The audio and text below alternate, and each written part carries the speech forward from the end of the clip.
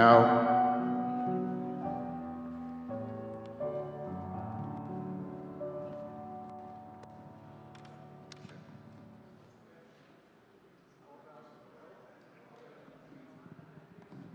How about now? Okay, we adjust. Good morning. Thanks to Jim and Rolly for getting us through this. Thank you also to Tammy and Derek. We don't have AC, but we do have lots of fans, and it's not half bad for a Sunday in summer, right? So thanks to them. Welcome. I'm Dave Keegan.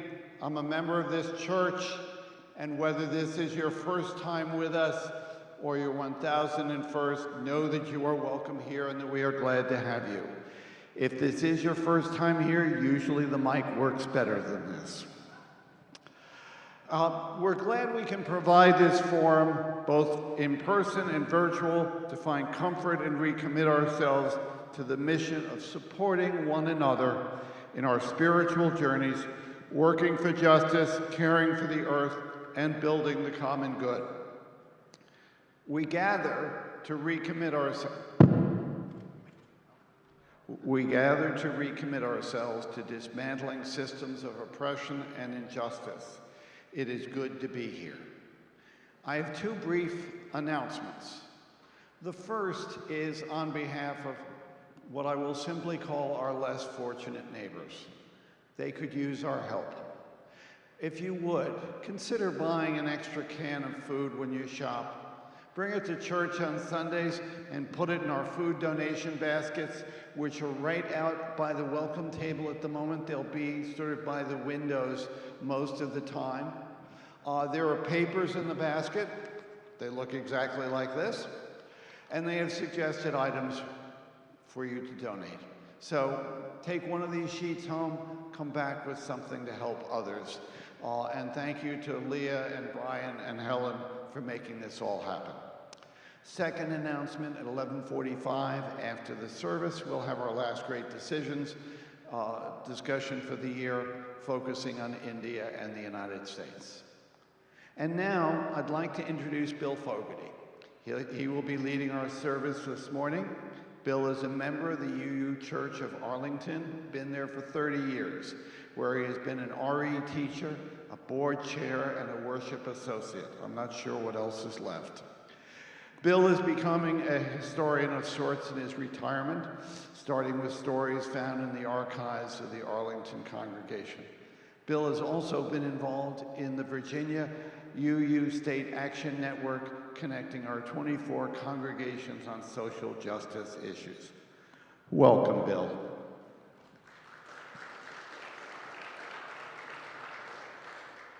I invite you now to take a deep breath with me as we enter into this time of worship.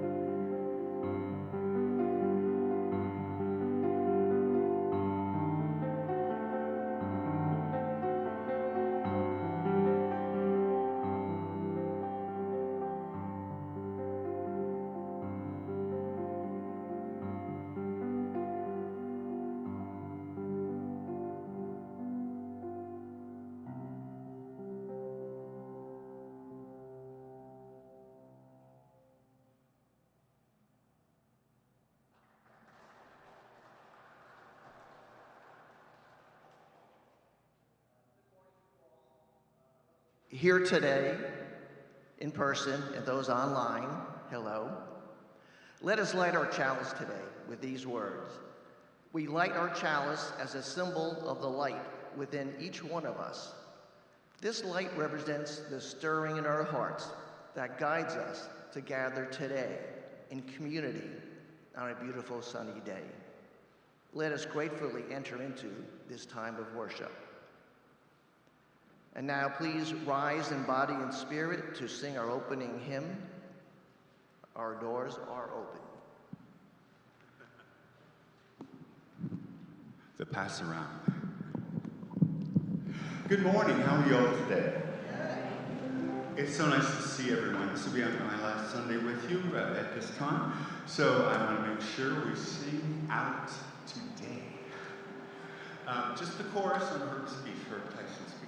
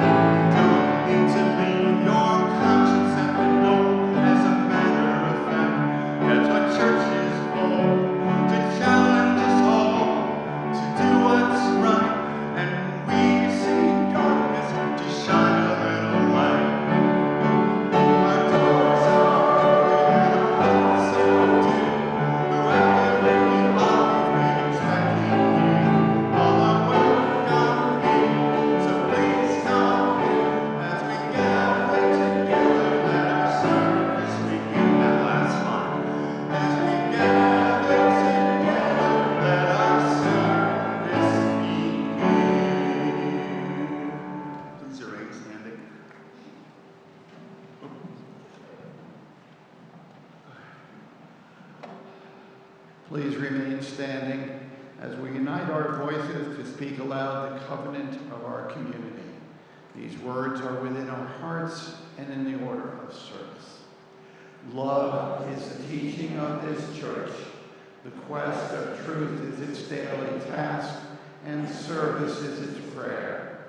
To dwell together in peace, to seek knowledge in freedom, to serve life in community, to the end that all souls shall grow in harmony. This is our covenant with each and with all.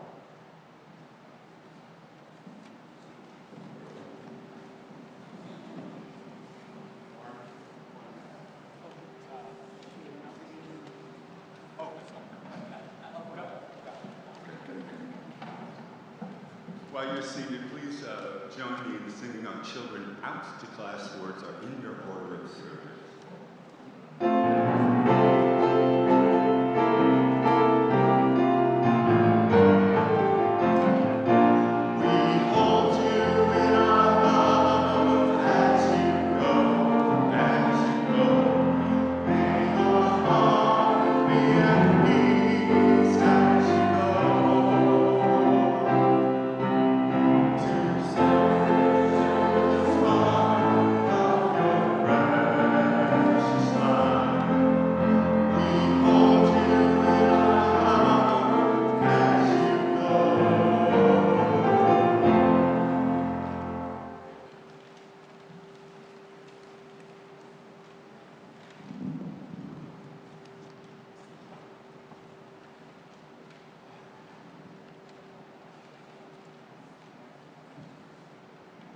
We come now to our morning offering.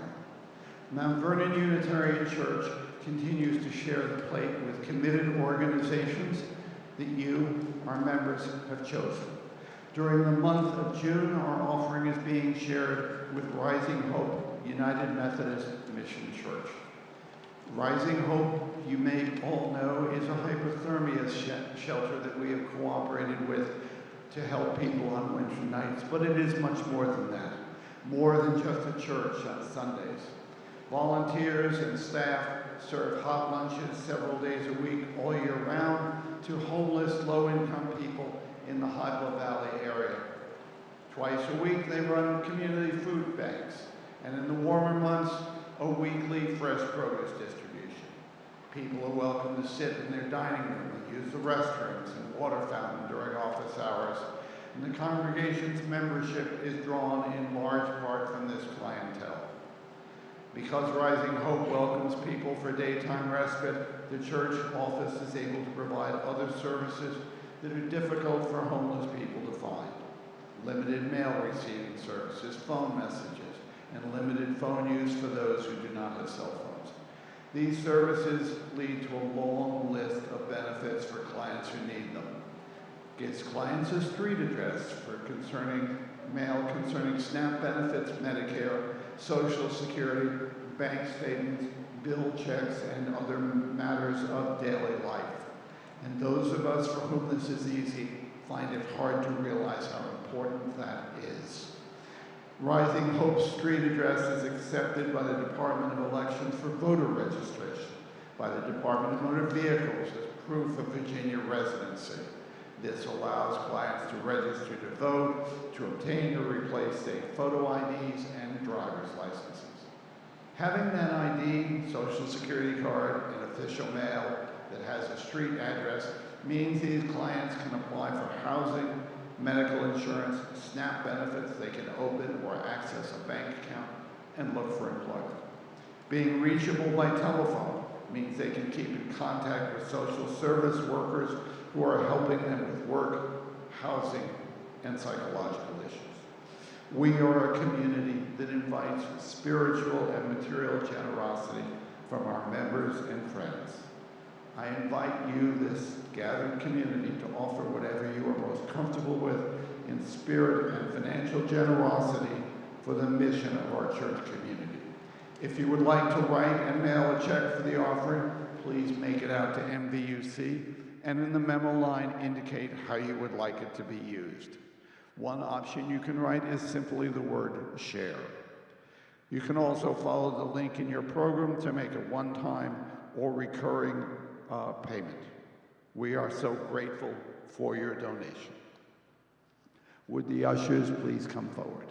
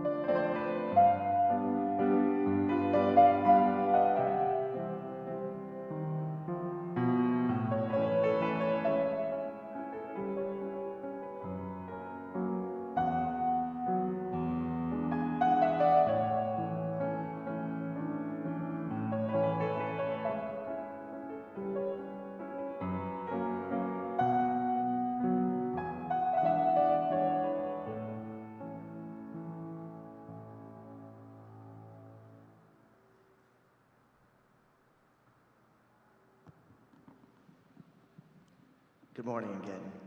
This is a sitting meditation from the book How to Sit by Thich Nhat Hanh, the Vietnamese Buddhist monk. Sit in any way that is comfortable for you.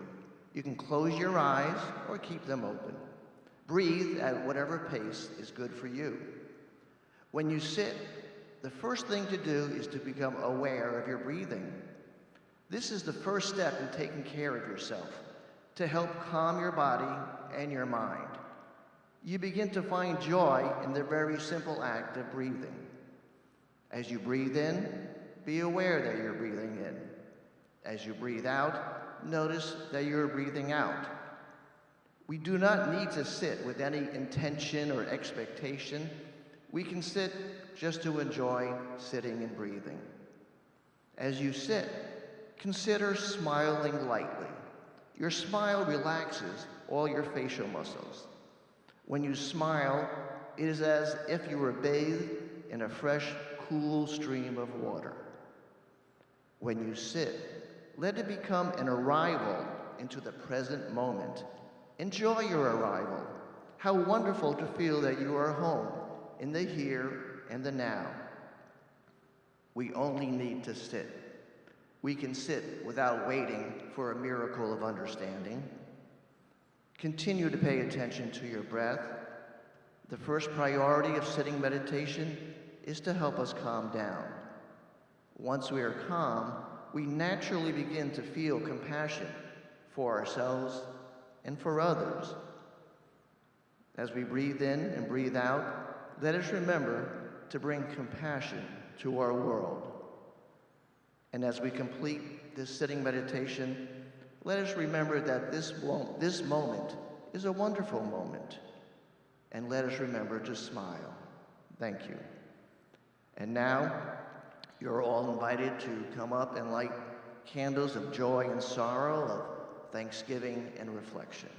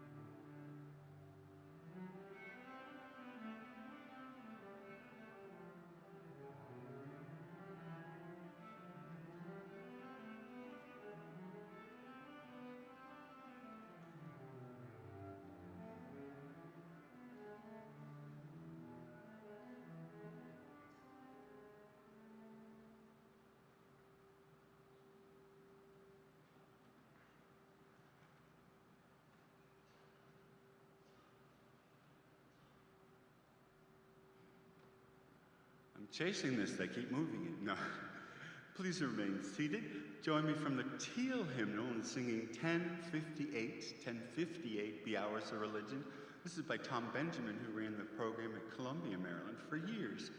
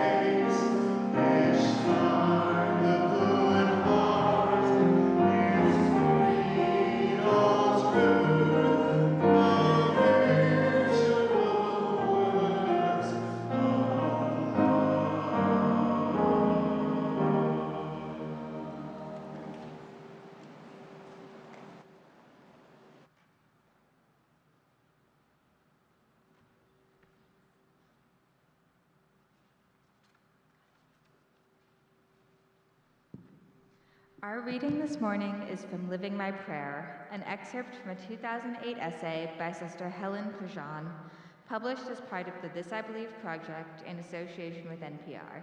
Sister Helen's work as a spiritual advisor to death row inmates formed the basis of the book and movie Dead Man Walking. Living My Prayer. I watch what I do to see what I really believe. Belief and faith are not just words. It's one thing for me to say I'm a Christian, but I have to embody what it means. I have to live it. So, writing this essay and knowing I'll share it in a public way becomes an occasion for me to look deeply at what I really believe by how I act. Love your neighbor as yourself, Jesus said, and as a beginner nun, I tried earnestly to love my neighbor, the children I taught, their parents, my fellow teachers, my fellow nuns. For a long time, the circle of my loving care was small and, for the most part, included only white, middle-class people like me. But one day, I woke up to Jesus' deeper challenge to love the outcast, the criminal, the underdog. So I packed my stuff and moved into a noisy, violent housing project in an African-American neighborhood in New Orleans. I saw the suffering and let myself feel it. The sound of gunshots in the night, mothers calling out for their children. I saw the injustice and was compelled to do something about it. I changed from being a nun who only prayed for the suffering world to a nun with my sleeves rolled up, living my prayer. Writing this essay reminds me, as an ordinary person, that it's important to take stock, to see where I am. The only way I know what I really believe is by keeping watch over what I do.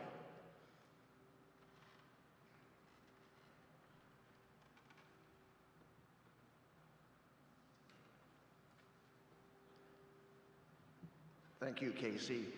I often scribble notes while the service is going on to change my sermon. And I just had added a word that the music today lifts me up. And I wasn't aware of the title of the closing hymn, Go Lift It Up. So it just seems things work together when you're planning a service. I am honored to have this chance to be with you today. Mount Vernon is the 8th UU congregation I've spoken to and spoken with in the last year and a half. I give my thanks to your worship team. It takes a village to create a service, and I am grateful for their help. I am also grateful we have this microphone stand here. I am known in my congregation, if you give me a hand mic, I do a Phil Donahue and walk all over the place. So I'm rooted here. Good to see that I'm still on camera. I've been a member of the UU Church of Arlington for over 30 years now and have been involved in many different parts of congregational life at UUCA. Upon reflection, I would say that my most enjoyable participation came when I led the weekly children's chapel services. Mainly, it consisted of singing "Enter, Rejoice, and Come In," followed by a chalice lighting and 15 minutes of stories. You can imagine how pleased I felt driving up your driveway today and seeing the first sign, "Enter," and then "Rejoice and Come In." So again, things seem to work together when you're doing a service. Now with the kids, I would often use a prop when I told stories. I thought I would use a prop today to go along with a few stories and questions. So I have here with me an old-fashioned compass. I want to talk today about a moral compass, a metaphor for our conscience, for our sense of right and wrong. The moral compass points to true north being our moral orientation point, a fixed point in a spinning world that helps guide us as we navigate through life, as we struggle with some big questions. How do we distinguish right from wrong? How do we know that some actions are just or unjust? To explore those questions, I would like to share with you some history of the Arlington congregation. It is Sunday, June 1st, 1958. The church is holding its annual picnic at a local park in Arlington. Now this is 1958 Virginia, in the middle of massive resistance to the desegregation of schools, at a time when blacks and whites were not allowed by state law to go to school together, and not allowed, due to state law, to even sit together in public assemblages such as school board meetings. Well, on this day in 1958, there were about 6 adult black members of the church at the picnic. At one point, all the church members were startled to see 2 motorcycle policemen circling in the parking lot.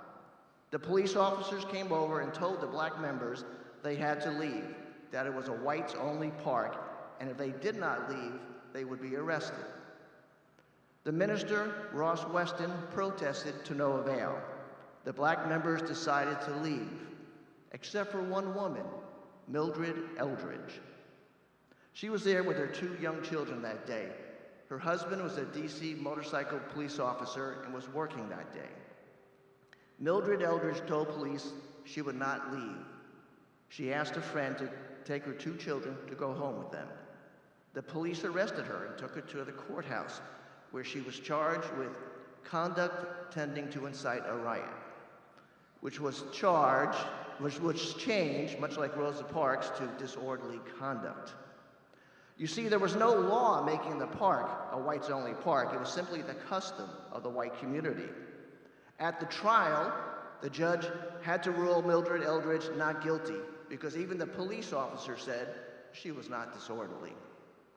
But I want to concentrate on her refusal to leave the picnic. It was an incredibly courageous response, a decision made on the spot, right? This was no sit-in or picket line where one might have an idea you might be arrested.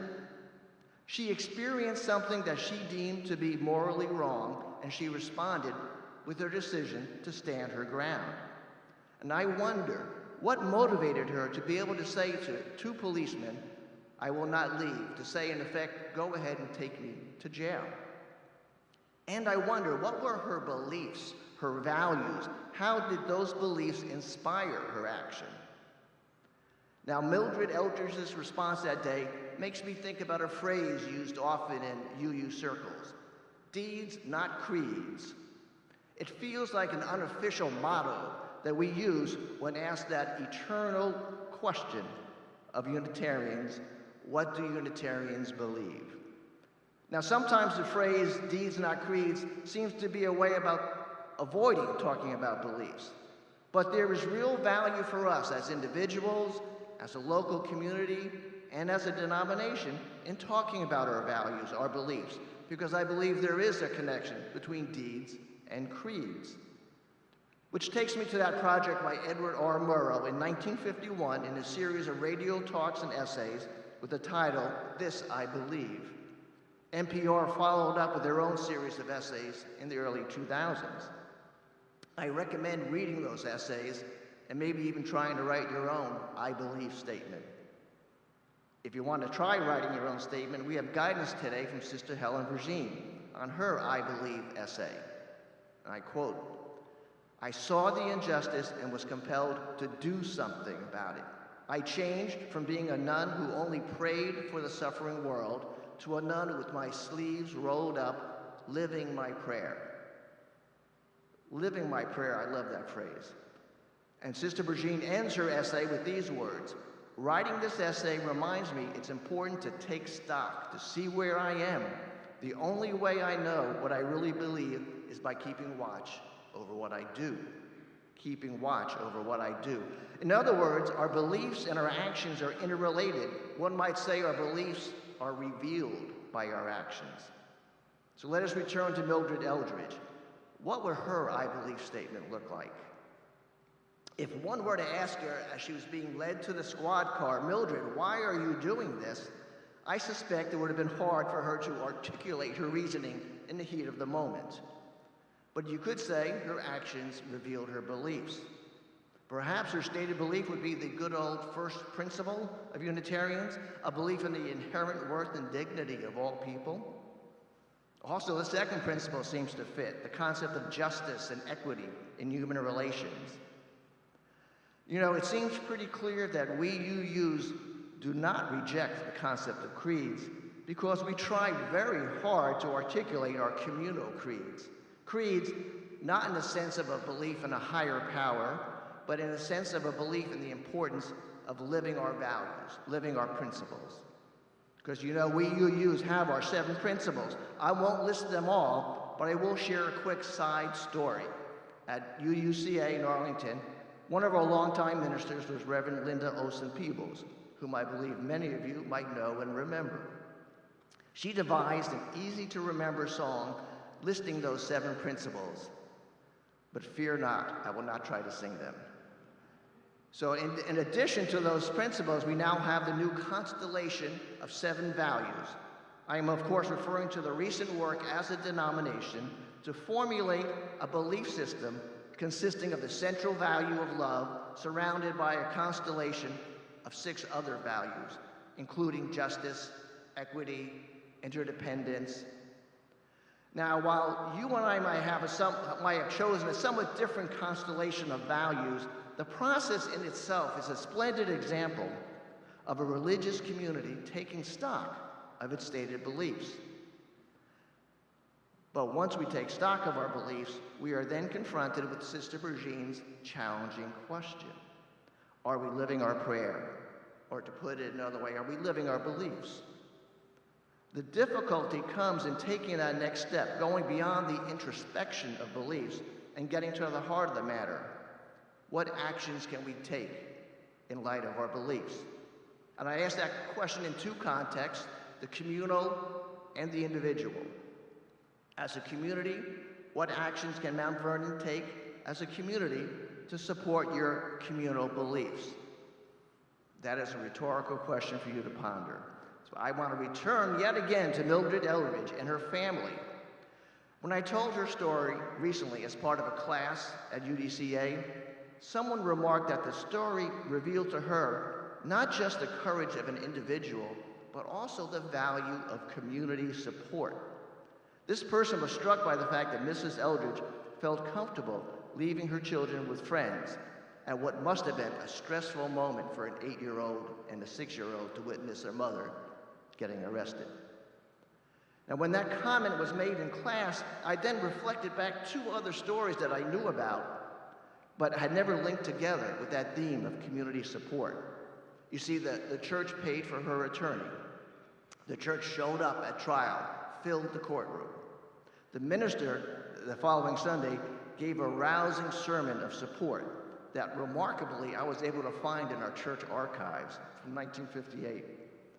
The church board of trustees voted to pay for a scholarship for their son, Eldridge's son, Bobby, who had been denied entry into the neighborhood white school because the judge ruled Bobby would be more comfortable and successful in an all-black school. So the church paid for Bobby to attend Burgundy Farm Country Day School for a year. And the next year, the court did allow him to attend Patrick Henry Elementary School in Arlington, making Bobby the first elementary school child in Virginia to desegregate a white school. So now when I think about community action, it includes community support, caring for one another in the struggle in confronting injustice. Let me also address that individual challenge using that metaphor of a moral compass as we try to figure out how to respond to injustice. And I concede it is hard to define injustice. We each may have different definitions, different issues which grab our attention. You know, I have to confess, I've given this version of this talk to a few other UU congregations recently. Each time I make major revisions as I keep coming up with new thoughts, and the world keeps coming up with more what I consider to be injustices. But now I'm thinking that maybe our response to injustice is not something to approach only with our rational mind. That is, with injustice, I think you really know it when you feel it in your body, so to speak. And Sister Helen Brigine, living in the housing projects, put it this way: I saw the suffering and let myself feel it. You can imagine Mildred Eldridge felt that injustice in her body, being ordered to leave her church picnic in front of her children, her friends, her congregation. These days, some of us might feel the injustice in our bodies simply by reading a headline, right? Our blood pressure rises. But this still takes me back to the question, what actions can we take in response to the feeling that something is wrong? Well, actually, first of all, it might make sense not to respond immediately. I call this the wait a minute response, which can be important for our physical and emotional health. We may have to take a breath or two or three, and I'm reminded of Thich Nhat Hanh's meditation words I shared with you today. The first thing to do is become aware of your breathing, which is the first step in taking care of yourself, to help calm your mind and your body. You know, I was also recently thinking about the serenity prayer, which goes, grant me the serenity to accept the things I cannot change, the courage to change the things I can, and the wisdom to know the difference. Now, I might change that prayer a little bit, okay? Perhaps it's something like, grant me the serenity to accept the things I cannot change at this very moment, but grant me the wisdom to figure out what I can do in the coming weeks. So this wait a minute response reminds us of the challenge taking care of ourselves, but after even a wait a minute response, there's of course the need to what Sister Helen referred to as the do something response. Now I divide do something responses into two categories, the quiet response and the loud response. Now quiet responses are helpful acts of service and compassion, generosity, usually not even noticed by the larger community. You fill the food pantry, you donate money to the local health clinic, you volunteer to be a reading buddy at the elementary school. Acts that we do that make the world a better place. But I also want to bring out the importance of a loud response, by which I mean a public response, an action that lets our light shine in the world, an action that's witnessed by the larger community. On an individual level, a loud response could be letters to the editor, making comments at a county board or school board meeting, or standing on a street corner holding your favorite social justice slogan. I suspect some of you took part in the No King's Day demonstrations on June 14th. That was a loud response. But a loud response could be as simple as wearing a t-shirt with a message that resonates with you, or wearing a rainbow bracelet on your wrist. It is heartening to see loud responses springing up these days. When your response is witnessed by that larger community, that is the ultimate definition of letting your light shine and building a world of justice. And in my advice giving, I especially want to encourage each of us to take part in a loud response within the support of a group, which means we need to find groups to join or even to create ourselves. This leads me back to the history of the Arlington congregation in 1950. We had members who were leaders in existing groups such as the NAACP and the League of Women Voters. But some members helped to start a grassroots organization. The Women's Alliance formed a community organization with other churches, including black churches in Arlington, to create an interracial summer workshop. This was a radical step in 1950. They called it a workshop instead of summer school because they were afraid the state would shut it down as a violation of school segregation laws. These summer programs lasted until 1965. They were vital in the slow march toward integration. The public did take notice, sometimes with praise and sometimes with scorn. Another story at another time I could share with you is when our church had a bomb threat during Sunday service. That was in 1958. But I digress. So we need to do something loud, a something loud response to get the message of love and justice out into the world. Because, you know, if we want to change hearts, we need to engage with others in the larger community. It is for this reason I've been working with others on creating a social justice network for UUs in our 24 congregations, simply called the Virginia UU State Action Network. Some of your members attended a social justice organizing school that we held in May in Fairfax. What are we trying to do? Letting our UU light shine. One reason I was inspired to do this is because a couple of years ago I went down to testify in favor of a marriage amendment, and I heard a lot of faith voices that were not UU inspired. And I said, where is the UU voice? So that's what we're trying to do, get people to go down to Richmond to talk to our legislators, and so they can witness our love in action. So in closing, I am asking you to consider doing something, quiet responses and loud responses. Pick an issue that activates your personal moral compass and tailor your type of response to your skills and your personality. We cannot do everything, but we can do something. And we need to do it now. Let our lives be a prayer. Thank you.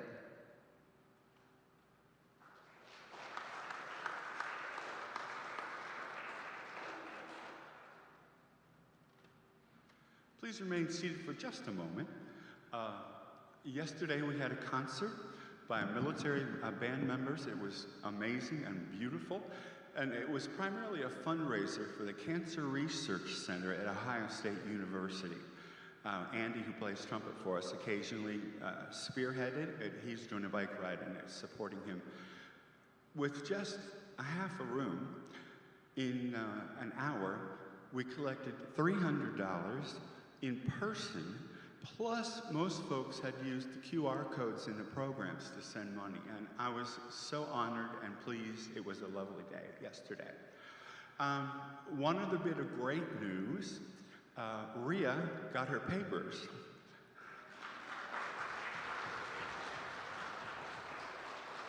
Yep. She's waiting on a card to come in the mail, so Yvonne Ung, our player from years ago, is going to come do the beginning of July, and then the card should come, and Rhea is going to do summer music for the rest of the summer. So we are covered well either way. Please stand. Yeah. I'm going to ask Alfonso to play through this Go Lift It Up. It's 10:57 in the teal, 10:57. We don't do this a lot. I'm going to have him play through it once before we sing. It's just beautiful. Stand, please, if you are willing and able.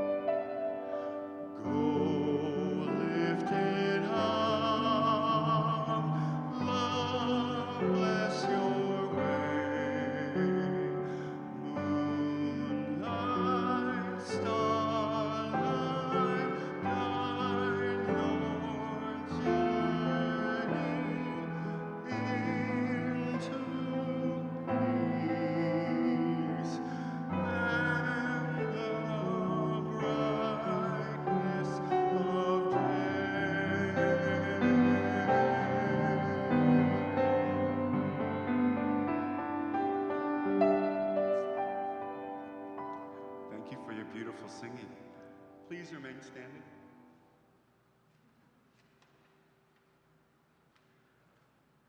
Please join me in the words we recite each week as we rededicate ourselves and extinguish our chalice.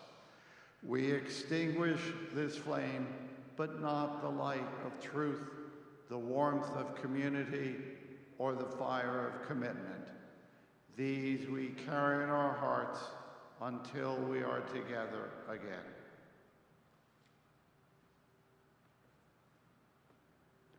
We each have gifts that can make a difference in this world. Let us use those gifts with compassion for all, serving and supporting our communities, both large and small. May it be so.